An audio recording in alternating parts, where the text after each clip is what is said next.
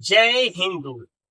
अगर आप भी पॉलिटेक्निक का एग्जाम दे दिए हैं और आपका भी रिजल्ट आ चुका है और आप काउंसलिंग कराने का इंतजार कर रहे हैं, तो ये वीडियो आपके लिए बहुत ही इम्पोर्टेंट होने वाला है।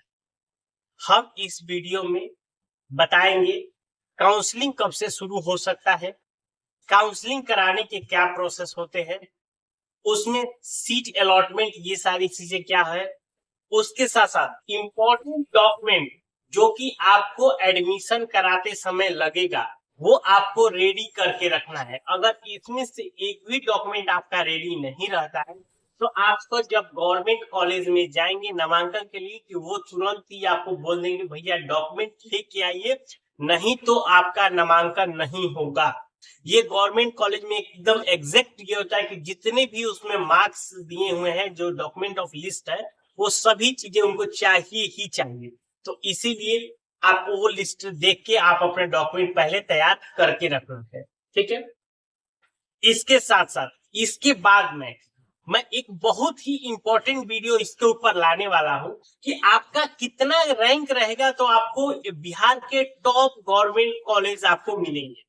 उससे अगर नीचे रहता है तो आपको स्टेट का जो भी मतलब जिला का जो अच्छे गवर्नमेंट कॉलेज है वो आप ले सकते हैं। उसके अगर नीचे रहता है तो आपको कैसे है, कभी कभी ये भी चीज देखा गया है कि आपका रैंक बहुत ही लो है लेकिन आपको बाय लकली या कहिए कि कुछ ऐसे प्रोसेस होते हैं जिसके कारण आपको टॉप गवर्नमेंट कॉलेज भी मिल सकते हैं। तो इसीलिए हमारे चैनल को जरूर सब्सक्राइब करके रखिए, हम इसी तरह का इंपॉर्टेंट वीडियो आपके लिए लाते रहते। चलिए सबसे पहला हम बात कर लेते हैं बिहार पॉलिटेक्निक काउंसलिंग के लिए। देखिए इसके तहत जूनियर इंजीनियर बनाया जाता है कि जिसको डिप्लोमा भी बोलते हैं साइंस। अब देखिए इसका डेट समझिए, अभी तक इसका डेट का अनाउंसमेंट नहीं किया गया है, लेकिन जो ये एग्जाम कंडक्ट कराती है वही एग्जाम बिहार आईटीआई का भी कंडक्ट कराता है। तो बिहार आईटीआई का इससे पहले रिजल्ट आ चुका है लेकिन उनका अभी तक काउंसलिंग शुरू नहीं हुआ है। तो जहां तक उम्मीद है कि पहले आईटीआई का काउंसलिंग होगा उसके बाद ही पॉलिटेक्निक का काउंसलिंग होगा, लेकिन ये अनुमान जरूर किया जा सकता है कि जून के लास्ट वीक में या जुलाई के फर्स्ट वीक में इसका काउंसलिंग शुरू कर दिया जाएगा, ठीक है। तो आप लोग पहले से रेडी रहिए काउंसलिंग कराने। अब काउंसलिंग का प्रोसेस समझ लीजिए। सबसे पहले काउंसलिंग कराते समय आपको अपना रजिस्ट्रेशन करना होता है। रजिस्ट्रेशन करने के लिए दो चीजें आपसे लगेगा, आपका रोल नंबर जो कि आपके आइडेंटिटी कार्ड पे लिखा होगा और वहां पे भी आपका डेट ऑफ बर्थ लिखा होता है। ये दोनों को मिला के आपका पूरा प्रोफाइल खुल जाएगा। उसमें अपना नाम, फादर नेम, मदर नेम, जो भी डिटेल्स भरे हुए उसको अच्छे से वेरीफाई कर लीजिएगा, क्योंकि अगर उसमें थोड़ा सा मिस्टेक है तो अगर उसको लिया वहीं पे करेक्शन कर लीजिएगा, क्योंकि दोबारा इसको करेक्शन करने का आपको मौका नहीं मिलेगा। उसके बाद आता है चॉइस फिलिंग का। चॉइस फिलिंग देखिए, चॉइस फिलिंग यहाँ पे दो चीज देखता है। एक तो हो गया कि आपको टॉप गवर्नमेंट कॉलेज, मतलब कि भैया सब कोई चाहता है कि भैया हम गवर्नमेंट कॉलेज में ले, कोई नहीं ये तो नहीं चाहता है ना कि हम प्राइवेट कॉलेज में एडमिशन ले, वो एक्सेप्शनल लोग हैं। सबका टारगेट होता है पहले गवर्नमेंट कॉलेज। तो चॉइस फिलिंग करते समय सबसे पहला आपको ध्यान देखना है कि गवर्नमेंट कॉलेज को आपको चूज करना है। गवर्नमेंट कॉलेज चूज करने के बाद भी अब उसमें आता है ट्रेड की बारी, जैसे मैकेनिकल हो गया, सिविल हो गया, इलेक्ट्रिकल हो गया, फिर उसके बाद सीएस हो गया, आईटी हो गया।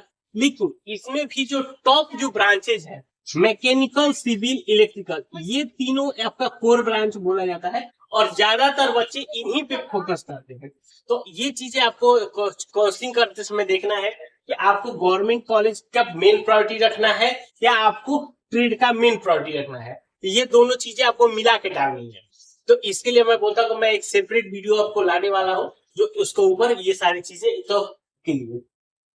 जैसे ही आपने सारी चीजें भर दीजिएगा कि अपना कॉलेज, अपना ट्रेड, सारे चीज, तो उसके बाद देखिए आप अपने प्रोफाइल को ध्यान रखिएगा, लॉक करना मत भूलिएगा।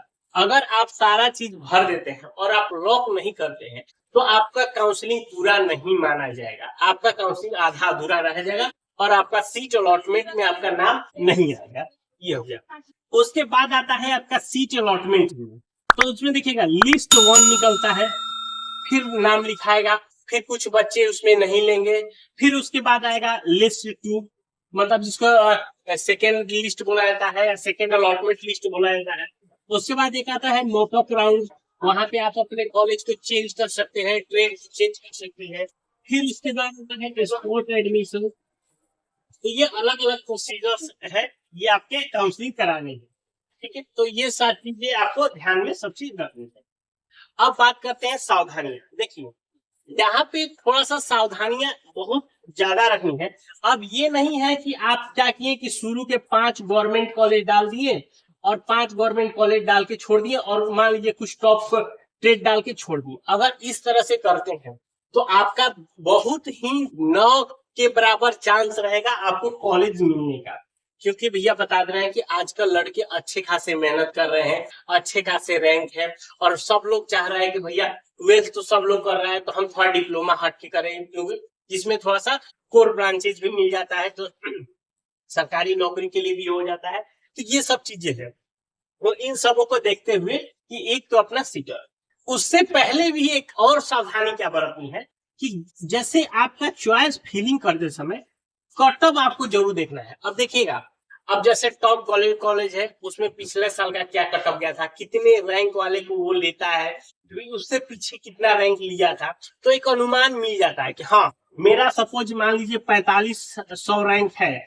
अब मुझे कौन सा कॉलेज मिलने की अनुमान है। अब ये नहीं है कि आपका रैंक मान लीजिए सपोज है 10,000 और आप शुरू के मान लीजिए केवल 2 या 3 गवर्नमेंट कॉलेज डाल के छोड़ देते हैं, या शुरू के जो टॉप ब्रांचेज रहते हैं जैसे मैकेनिकल सिविल वही डाल के छोड़ देते हैं। तो ये सब करिएगा तो भैया आपका लिस्ट में या फर्स्ट अलॉटमेंट लेटर कहिए या तो आपके आने की संभावना बहुत ही कम हो जाएगी। तो ये सब चीजें आपको बहुत सावधानी रखनी है। दूसरा, चॉइस फिलिंग करते समय आपको लॉक करना है। ये भी एक बहुत ही अच्छी सावधानी है कि आपको क्या करना है कि अगर आप प्रोफाइल लॉक नहीं करेंगे तो आपकी काउंसलिंग पूरी नहीं मानेगी। उसके साथ साथ हो गया आपका मोबाइल नंबर, ईमेल आईडी, जो भी है नाम, डेट ऑफ बर्थ, ये सब चीजें आपको थोड़ा सावधानी से सब चीजें देखें। अब जो मेन बात आता है डॉक्यूमेंट्स। देखिए यहाँ पे 12 डॉक्यूमेंट दिए गए हैं। ये 12 डॉक्यूमेंट जब आप एडमिशन कराए जाइएगा चाहे किसी भी गवर्नमेंट कॉलेज में, तो ये आपके 12 आपको डॉक्यूमेंट देने होंगे। इसमें से अगर एक भी डॉक्यूमेंट आपके पास नहीं रहता है तो आपको तुरंत ही लौटा दिया जाएगा कि भैया ये डॉक्यूमेंट लेके आइए। और एडमिशन का समय भी बहुत ही सीमित रहता है, तो इस बात को देखते ही ये मैं रियलिटी बोल रहा हूँ कि ये चीजें देखी गई है। जो पिछले बच्चे थे उनका किसी कारणवश जो डॉक्यूमेंट पूरा नहीं कर पाए थे लिस्ट में से, तो उनका एडमिशन नहीं हो पाया था। तो इन सब गलतियों को आप लोग मत करिएगा, ठीक है। आप अपना डॉक्यूमेंट पहले तैयार कर लीजिए। अब देखिए डॉक्यूमेंट कौन कौन।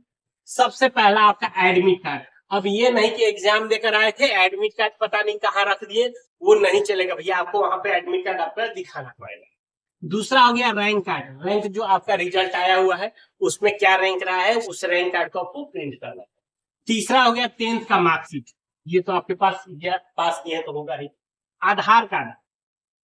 उसके बाद आ गया टीसी। देखिए ट्रांसफर सर्टिफिकेट, ठीक है, जो कि ओरिजिनल होना चाहिए, ये ध्यान रखिएगा। ये फोटोकॉपी नहीं चलेगा, ये आपका ओरिजिनल जमा होता है। आप इसको स्कूल से जो टीसी कटवाएंगे, स्थानांतरण प्रमाण पत्र भी इसको बोला जाता है, तो टीसी का ओरिजिनल कॉपी वहां पे जमा होगा, तो ये आपका टीसी ओरिजिनल होना चाहिए। उसके बाद स्कूल का कैरेक्टर। अब देखिएगा कैरेक्टर 2 तरह का बनता है, एक स्कूल से बनता है, एक भैया एसपी के द्वारा बनता है। तो यहाँ पे एसपी वाला कैरेक्टर नहीं चाहिए, यहाँ पे आपको स्कूल के द्वारा ही कैरेक्टर बना होना चाहिए। कहीं कहीं देखिएगा कि टीसी और कैरेक्टर कंबाइन भी रहता है, तो अगर टीसी कैरेक्टर कंबाइन है तो आपको एक ही चीज दोनों जगह चल जाएगा, लेकिन आपको स्कूल से कैरेक्टर बना हुआ होना चाहिए, ये एकदम नेसेसरी है। उसके बाद आपका निवास प्रमाण पत्र हो गया। उसके बाद देखिए अगर कोई SC ST है, ओबीसी है तो उनका कास्ट सर्टिफिकेट, कोई ईडब्ल्यूएस अगर लगाया हुआ है तो उसका ईडब्ल्यूएस सर्टिफिकेट, ये चीजें आपको वहां पे देनी है। उसके साथ साथ फोटो। देखिए फोटो कम से कम अपना 12 फोटो कम से कम बना के रख लीजिएगा, क्योंकि काउंसलिंग के समय वहां पे बहुत सारे फोटोज की जरूरत पड़ती है, तो कम से कम भी अपना 12 फोटो बनवा के रख लीजिएगा। एप्लीकेशन फॉर्म, जब आपने ऑनलाइन किया था तो उस समय आपने एप्लीकेशन फॉर्म भरा था, वो एप्लीकेशन फॉर्म आपको अपने साथ रखना है। उसके बाद चॉइस फिलिंग, जो आपने जब यहाँ पे काउंसलिंग करेंगे और जब फाइनल एक चॉइस फिलिंग लिस्ट, एक सीट निकलता है जिसमें दिया रहता है कि पहले पे आपने कौन सा स्कूल किया था, उसमें कौन सा ब्रांच लिया था, दूसरे नंबर पे कौन सा कॉलेज दिया, उसमें ब्रांच क्या है, ऐसे कर करके जितने भी आप कॉलेज और ब्रांच चूज करेंगे वो एक पूरा एक लिस्ट निकलता है, तो वो उसको बोलते हैं चॉइस फिलिंग लिस्ट, वो आपको होना चाहिए। उसके बाद सीट अलॉटमेंट लेटर, अब जब मान लीजिए जिस स्कूल में नाम आया होगा तो उसका एक अलॉटमेंट लेटर भी निकलता है, तो ये अलॉटमेंट लेटर है। हो सके तो अगर आप इसको स्क्रीनशॉट मार लीजिए या फोटो खींच लीजिए, और इस डॉक्यूमेंट्स को, कुछ डॉक्यूमेंट्स आप अभी से ही तैयार करके रख लीजिए, जो चीजें जैसे अब सीट अलॉटमेंट और चॉइस फिलिंग तो अभी आपके पास नहीं होगा, बाकी लेकिन जो भी डॉक्यूमेंट्स है उसको आप लोग रेडी करके रखिए। और एक चीज ध्यान रखिएगा, इसका ओरिजिनल कॉपी तो रखिएगा ही रखिएगा, इसके साथ 1 पीस आपका फोटो कॉपी भी रख लीजिएगा। यानी ध्यान रखिएगा, काउंसलिंग जब कराने जाइएगा तो ओरिजिनल और जीरोक्स कॉपी दोनों आप साथ में लेकर ही जाइएगा, ठीक है। तो अगर इसके अलावा किसी को काउंसलिंग से रिलेटेड और कोई जानकारी चाहिए तो हम नीचे कमेंट करके पूछ सकते हैं। और मैं फिर से बता दे रहा हूँ कि मैं एक इसके ऊपर प्रॉपर वीडियो लाने वाला हूँ कि किस रैंक तक का टॉप गवर्नमेंट कॉलेज बिहार में मिलता है, उसके बाद किसको जिला वाइज अच्छा गवर्नमेंट कॉलेज मिलता है, उसके नीचे वाले को क्या कौन से कॉलेज चूज करना चाहिए। कभी कभी जो मैं भूल बोला कि आपका लो रैंक है लेकिन आपको गवर्नमेंट कॉलेज मिल सकता है, क्या उसका प्रोसीजर होता है, उस सारी चीजों पे डिटेल वीडियो मैं लाने वाला हूँ, ठीक है। तो मिलते हैं नए वीडियो में, तब तक के लिए जय।